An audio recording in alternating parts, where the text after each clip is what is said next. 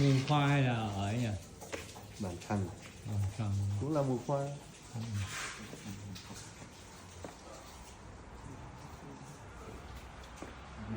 Ai gọi cháu?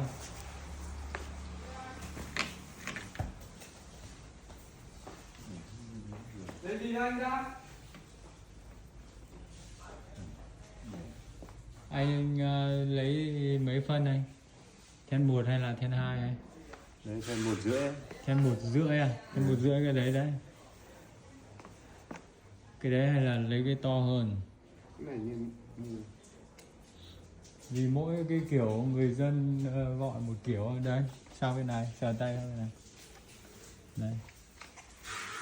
cái này thì nó cao quá, mấy cái ngắn ngắn thôi. Thấp ngắn thì anh chỉ có lấy cái bên đấy thôi. Đây, không thì đây, 1,5 đây. Tùy.